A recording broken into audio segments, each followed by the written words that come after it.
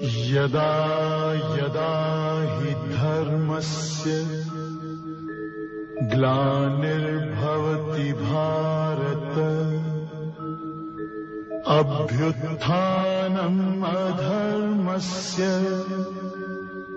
तदात्मानं सृजाम्यहम् परित्राणाय साधूनां विनाशाय च दुष्कृताम् धर्म संस्थापनार्थाय संभवामि युगे युगे। हरि ओम। यो अनादि अनंत निरुपाधिपदे प्रदिष्ट कल्याण खिन्नखिल जन्मवृतां वरिष्ठ पापा निवार्यति पाति च सत्सखेव स्वयं प्रसीदतु सनातन धर्मदेव। प्रिय दर्शकों, सादर नमस्कार। आज पुनः संस्था सनातन धर्म परिषद सूरीनाम की ओर से यह संदेश उपदेश नामक कार्यक्रम प्रस्तुत है। इनमें धन खर्च करने वाले रूबी मार्क क्वार्टरबैक, जिनके मालिक श्रीमान रुबैन जी हैं, उनकी पत्नी, बच्चों के लिए, परिवार के लिए ईश्वर से एक सुखद जीवन की याचना करता हूँ। गीता जी की शिक्षा कर्तव्य कर्म को लेकर के आगे बढ़ता हूँ। कर्तव्य कर्म अर्थात यज्ञ।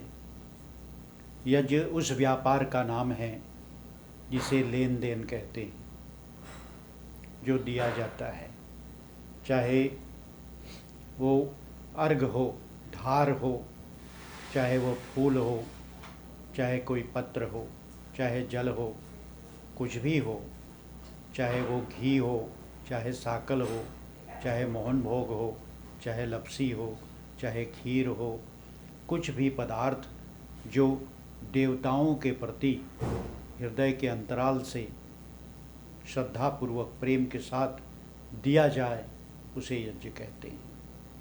तो यज्ञ के द्वारा होता है, और यज्ञ ही मनुष्य का कर्तव्य कर्म है। वही करो, उसे करने से मिलता है। सच्चे सात्विक भाव से किए जाने वाले कर्म, जिसके परिणाम में सत्य सात्विक फलों की प्राप्ति हो, कर्तव्य कर्म कहे जाते हैं। ठीक, परिभाषा ये है कि सच्चे सात्विक भाव से किए जाने वाले कर्म, सच्ची भावना होनी चाहिए, सात्विक भावना होनी चाहिए। भावना में विकार ना हो कि मैं अपने पड़ोसी को उजाड़ने के लिए और भैरव बाबा की प्रार्थना करता हूँ, भैरव बाबा को मनाता हूँ, या भद्रकाली को मनाता हूँ, या क्या। देवता तुम्हारे हर काम के लिए तैयार हैं। तुम अपनी इच्छा प्रकट करो, देव की पूजा करो, तो देव की पूजा से तुम्हें निश्चय ही तुम्हारे कर्तव्य कर्म के लिए सामग्रियां प्राप्त होंगी। ऐसा पिछले समय आपको बताया, और इस समय भी यही कह रहा हूँ कि अपने क्रूर विचार से नहीं, पर सात्विक हृदय से, सात्विक भाव के साथ कर्म करें, जिसके परिणाम में सत्य, तो फल में क्या भी सत्य और सात्विक। तो भाव जैसे हैं, भावयंत जैसे भाव हैं, वैसे तुम्हें परिणाम भी मिलेंगे। भाव ठीक, परिणाम ठीक। जो बीज बोओगे वही उगेगा, जो बोएगा वही उगेगा।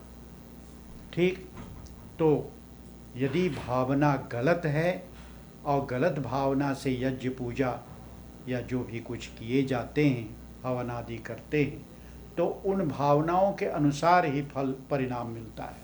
सात्विक फलों की जहाँ से प्राप्ति हो, उसे कर्तव्य कर्म कहते हैं।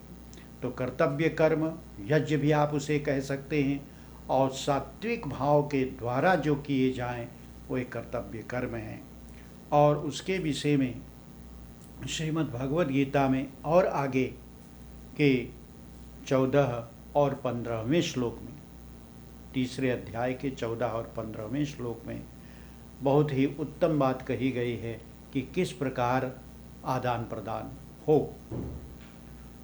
अन्नाद् भवन्ति भूतानि,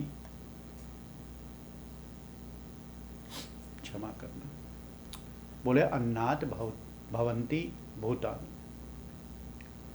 ये जो भूतानि है, जितने भी कुछ संसार में हैं सब भूत हैं। भूत माने जो हुआ, जो हुआ वे भूत, ठीक है। जो है और जो होगा, तो हुआ है होगा, इसे भूत कहते हैं। भूत, आपका ध्यान कहीं और जा रहा हो वो अलग बात, पर भूत प्राणी, तो जितने भी प्राणी हैं सब भूत हैं। तो बोले हैं ये कैसे उत्पन्न होते हैं, ये कैसे पैदा होते हैं, तो बोले अन्नात्, अन्न से, अन्न से प्राप्त होते हैं। अब देखो,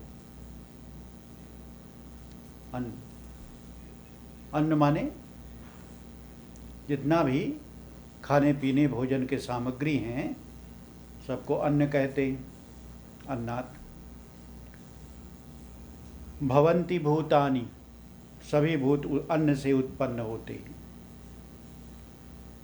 तो अन्न में ही वह शक्ति है, अन्न में ही वह जीव प्रवेश होता है, और अन्न से ही वह जीव किसी शरीर में उत्पन्न हो जाता है। तो अन्न में ही आता है। इसके लिए बहुत ही विस्तृत वर्णन आपके ज्ञान कांड उपनिषदों में प्राप्त होता है। दर्शन भी इसके विषय में चर्चा करता है कि किस प्रकार यह जीव आता है और जाता है, कैसे प्रवेश पाता है। ऐसे पुराण आदि ग्रंथों में भी इसका विस्तार भली प्रकार से प्राप्त है। तो कहते हैं पर्जन्यादन्न संभव, तो बोले वह अन्न जिससे यह संपूर्ण भूतानि क्या है, तो बोले हैं कि भवन्ति, होते हैं। वे अन्न कहाँ से उत्पन्न होते हैं, तो बोले पर्जन्यात्, वे पर्जन्य से उत्पन्न होते हैं। पर्जन्य, पर्जन्य, बादल को भी पर्जन्य कहते हैं। और जो भी ऊपर से धरती के लिए आए वो सबसे पहले बादलों पर आएगा, बादलों पे आएगा, अंतरिक्ष से बादलों पर आएगा, बादलों में टिकेगा, और वहाँ से फिर ओस के जरिए, उषा काल में ओस के जरिए, और या तो वर्षा काल में वर्षा के जरिए धरती पर आ टपकेंगे। तो उसे पर्जन्य कहते हैं, मेघों को पर्जन्य कहते हैं। ठीक, पर्जन्य जो दूसरों को उत्पन्न करे, जो दूसरों का जनन करे, जो दूसरों को विस्तृत करे, उसका नाम पर्जन्य है। तो अन्न कहाँ से उत्पन्न होते हैं, बोले पर्जन्य से, जो दूसरों को उत्पन्न करते हैं। अंतरिक्ष में छाए बादलों से, मेघों से, वर्षा से, उषा से, ओष से। तो बोले पर्जन्यात् अन्न संभव, यज्ञात भवति पर्जन्य। और बोले ये पर्जन्य कहाँ से होते हैं, पर्जन्य बोले कहाँ से होते हैं, बोले यज्ञात, कर्तव्य कर्मों के द्वारा जो सच्ची भावना से किए जाते हैं उससे यह पर्जन्य उत्पन्न होते हैं। कहीं कहीं ये भी कहना है कि यज्ञ से वर्षा होती है, यज्ञ से वर्षा होती है, यज्ञ से यह वातावरण शुद्ध होता है, यज्ञ से यह अंतरिक्ष पवित्र होता है। इसलिए यज्ञ करने चाहिए। ठीक है, कुछ दूर तक का ये विचार बिल्कुल ठीक है। उसके ऊपर तक का विचार आएगा तो भगवत गीता उसके ऊपर तक का विचार भी बताती है कि यज्ञात भवति पर्जन्यो, यह पर्जन्य जो दूसरों को उत्पन्न करने वाले हैं वे यज्ञ से उत्पन्न होते हैं। तो मनुष्य का ये साधन है, यज्ञ वो साधन है जिस साधन के द्वारा व्यक्ति देव आराधना करता है, चाहे वो इंद्राय स्वाहा हो, ठीक, चाहे गणेशाय नमः हो, जिस भी प्रकार से हो। तो इंद्राय स्वाहा, इंद्र के लिए यह आहुति प्रदान है, न मम, यह मेरा नहीं है। तो ये त्याग वाक्य हो गया, अर्थात आपने देवता के प्रति त्यागन किया, और त्यागन किया तो देवता उसके परिणाम में, क्योंकि ये बना हुआ है, ये विधि पहले से बनी हुई है, ब्रह्मा ने इसे निश्चय कर दिया है, प्रजा को बना करके, देव मानव दानव सबको बना करके, और ये निश्चय कर दिया है कि तुम्हें इस प्रकार एक दूसरे को दे करके परिणाम में पाना है। तो इस प्रकार से यज्ञात भवति पर्जन्यो, और ये पर्जन्य जो हैं ये यज्ञ से उत्पन्न होते हैं, इसलिए यज्ञ करने चाहिए। तो यज्ञ करने का ये मतलब नहीं है कि 8, 10, 15, 20 दिन तक यज्ञ करो, ऐसे ही कोई यज्ञ कहते हैं, नहीं। एक भी घंटे को भी यज्ञ कहते हैं, एक भी थोड़े समय को भी यज्ञ कहते हैं। जहाँ पर भी आप अपने क्या कहते हैं सात्विक भाव से किए जाने वाले कर्म, जो सात्विक भाव से किए जाएं वह यज्ञ है। जो आप सात्विक भाव से, पवित्र भाव से, शुद्ध भाव से, धर्म के विचार करके मार्ग से और किसी असहाय की सहायता करते हैं, किन्हीं असहायों की सहायता करते हैं, वो भी यज्ञ है, वह भी यज्ञ है। ठीक है, पैसा पाने के लिए नहीं, धन पाने के लिए नहीं कि बुढ़िया माई के बोले लाओ सेवा कर दे और जो को धन धरल है वो सब हमके मिल जाए, ये खेतवा हमरे नाम लिखवा दे, नहीं, वो सात्विक भाव नहीं है, वे असात्विक भाव है, वे सदाचार नहीं है, वे दुराचार है। तो दुराचार का फल दुराचार होगा, सदाचार का फल सदाचार होगा। इसलिए बहुत सात्विकता से अपने कर्तव्य कर्म को व्यक्ति करें। ठीक, तो इस प्रकार इस संसार में यही होता है, त्यागना होता है और फिर प्राप्त करना होता है। तो ये जो यज्ञात भवति पर्जन्यो, तब पूछा अंत में कि यज्ञ कर्म समुद्भव, और बोले फिर यज्ञ कैसे, तो बोले कर्म से समुद्भव। तो यज्ञ बोले कर्म से, कर्तव्य कर्म से यज्ञ उत्पन्न होता है। तो जो यज्ञ के द्वारा जिस माध्यम से कार्य किए जाते हैं, कर्तव्य कर्म किए जाते हैं, देव को प्रसन्न करने के हेतु जो भी कुछ दान किए जाते हैं, त्याग किए जाते हैं, वे सब कर्म समुद्भव, वे कर्मों के द्वारा उत्पन्न होते हैं।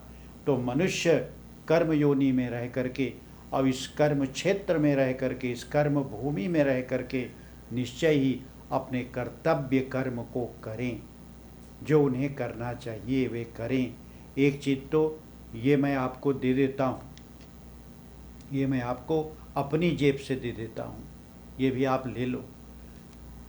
कर्तव्य हर प्रातः के समय अवश्य करें। स्नान आदि करने के उपरांत मनुष्य, हर मनुष्य का प्लेख्त प्लेख्त प्लेख्त है, कर्तव्य कर्तव्य कर्तव्य है कि वह संध्या उपासना करे, संध्या करें। अब संध्या बहुत लंबी चौड़ी हो सकती है और संध्या बहुत संकरी भी हो सकती है, बहुत ही छोटे समय में भी संध्या। भगवान सूर्य नारायण जो प्रत्यक्ष ब्रह्म है, जिस ब्रह्म को हम सामने देखते हैं, जिसे देखकर हमें विश्वास हो कि ऐसे ब्रह्म होते हैं। ठीक, तो उसे प्रत्यक्ष ब्रह्म को हम दर्शन करते हुए, देखते हुए, जब वे आकाश में दिख रहे हों तब, ठीक, और उनको हम जल दें, लोटा से पानी दें, कुछ तो दीजिए। आपके पास है ही क्या जो सूर्य नारायण को दे सकते हैं? तो कम से कम पानी तो दे दीजिए। पानी जो तुम्हें ऐसे ही प्राप्त हो उसे दे दीजिए एक लोटा। नहीं तो आपके पास है ही क्या जो आप दे सकते हैं? और उनके पास किस चीज़ की कमी है? वे तो दाता हैं। तो आप दाता ना बन करके त्यागी बनिए। आप त्यागी है कुछ, तो थोड़ा जल आप त्याग दीजिए भूमि पर। हे सूर्य नारायण, ये जल आपको देता हूँ। आप इतनी गर्मी में हैं, इतना तापमान है, थोड़ी ठंडक आपको मिल जाए, इसलिए ये जल आपको प्राप्त करा रहा हूँ। बस। तो ये सात्विक भाव, और उसके साथ साथ में ये निष्काम भाव भी हो गया। कोई कामना आपने नहीं की, कुछ चाहा नहीं आपने। दूसरी स्तुति है, आप कुछ चाह सकते हैं। ये जल आपको ग्रहण करा रहा हूँ, मेरे परिवार को भी आप शीतल रखिए। आप कामना कर लेते हैं। तो निष्काम भी हो सकता है और सकाम भी हो सकता है। तो आप इस प्रकार के देवता के साथ में आदान प्रदान कर लीजिए। ठीक है, तो इस प्रकार वह संध्या जरूर कीजिए। अब सूर्य के हो या कोई मंत्र आपको हो, त्वमेव माता च पिता त्वमेव, सूर्य को देख करके या सूर्य को ब्रह्म मान करके, और या तो अपने कृष्ण जी को ब्रह्म मानिए, या अपने राम जी को मानिए, या गणपति जी को मानिए, या तो फिर आप निराकार, वो ब्रह्म बिल्कुल दिखेगा नहीं, वो ब्रह्म बिल्कुल चलता फिरता नहीं है, उस ब्रह्म का कोई स्वरूप नहीं है, वो निर्गुण निराकार है। इस प्रकार भी आप ध्यान में तो नहीं ला सकते। ध्यान में तो वही आएगा जो है, जो साकार है, जो समूल है। निराकार में ध्यान, पता नहीं, निराकार में ध्यान हो ही नहीं सकता। ये मेरा अपना अनुभव है, हो ही नहीं सकता। मैं यही मानता हूँ। पर हो सकता है, अन्य को सुना है मैंने कि वे उन निराकार को भजते हैं और निराकार में उनका ध्यान लग जाता है। पता नहीं कैसे होता है, उनके गुरु कैसे उनको वे ध्यान सिखाए हैं, ये मुझे पता नहीं है। पर हो सकता है, मैं आदर करता हूँ उन लोगों को जो निराकार में अपना भी ध्यान लगा लेते हैं। परम आदरणीय हैं वे, मैं उनको प्रणाम करता हूँ। तो आदर करना, रेस्पेक्टेयर करना एक दूसरे को, ये भी एक कर्तव्य कर्म है। इसलिए अपने कर्तव्य कर्म को ना भूलें। तो संध्या उपासना करते समय उस निराकार को भी आप भजिए, उनका भजन कीजिए। संध्या है तो संध्या कितनी छोटी संध्या हो और कितनी लंबी संध्या हो, वह आप अपने समय पर डिपेंड करता है, अपने समय पर निर्धारित करता है कि आप कितना समय लेकर के संध्या करते हैं। पर जरूर करें, क्योंकि परम प्लिख्त, परम कर्तव्य संध्या है, उसे जरूर करें। और फिर बाकी का देखते हैं, करते हैं ना करते हैं, पर संध्या जरूर करें। हर प्रातः के स्नान करने के उपरांत संध्या करें, निश्चय करें, करना चाहिए। ये हर मनुष्य का प्लिख्त, और प्लिख्त का कोई फल नहीं मिलता, क्योंकि प्लिख्त है भाई, प्लिख्त का फल नहीं मिलता। प्लिख्त के बाद जो आप करेंगे, अब जो भजन करेंगे भैया, उसका फल मिलेगा, प्लिख्त का नहीं। तो इसी प्रकार अपने क्या नाम है, कर्तव्य कर्म को करें। और कर्तव्य कर्म से यज्ञ उत्पन्न होता है, यज्ञ से पर्जन्य उत्पन्न होते हैं, और पर्जन्य से अन्न उत्पन्न होता है, और अन्न से प्रजा आगे बढ़ती चली जाती है। तस्मात् सर्वगतम ब्रह्म नित्यम यज्ञे प्रतिष्ठितम। और कहते हैं कि वह प्रभु कहाँ पर रहते हैं? तब बोले कहाँ पर रहते हैं? बोले नित्यम यज्ञे, यज्ञ में वह परमात्मा रहते हैं, वह यज्ञ में रहते हैं।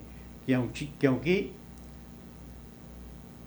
कर्तव्य कर्म से यज्ञ उत्पन्न होता है, कर्तव्य कर्म से यज्ञ उत्पन्न होता है। तस्मात् यज्ञे प्रतिष्ठितम कौन? ब्रह्म। कौन ब्रह्म? सर्वगतम, जो सर्वत्र जाता है, जो सर्वत्र बस जाता है, सर्वत्र क्या नाम है, पर्यटन करता है। ठीक है, सर्वव्यापी जो है, जो सर्वत्र है, सर्वगता। ऐसे ब्रह्म यज्ञे प्रतिष्ठितम, यज्ञ में ही बसता है। तो कर्तव्य कर्म अपने यज्ञ को आप कीजिए, क्योंकि ब्रह्म उसी में बसता है और वह ब्रह्म अवश्यमेव प्रसन्न होगा और प्रसन्न होकर के निश्चय ही सुख और समृद्धि प्रदान करेगा। करने वाले को जैसे हर प्रकार के कर्म का फल मिलता है, ऐसे ही नारायण यज्ञ में बसे हुए पुरुष अर्थात वह ईश्वर अवश्यमेव कर्तव्य कर्म करने वाले, यज्ञ कर्म करने वाले के निश्चय ही सुख समृद्धि प्राप्त कराता है। इस प्रकार आज भी आपका समय पूरा हुआ। मैं यहीं पर अपनी वाणी को विराम देता हूँ और फिर अगले सप्ताह आपसे मिलने का मैं प्रयास करूँगा। आप सुखी रहिए, तब तक के लिए आप मुझे विदा दीजिए। हरि ओम। शांति शांति शांति। यदा यदा हि धर्मस्य ग्लानिर्भवति भारत, अभ्युत्थानम् अधर्मस्य तदात्मानं सृजाम्यहम्, परित्राणाय साधूनां विनाशाय च दुष्कृतां, धर्म संस्थापनार्थाय संभवामि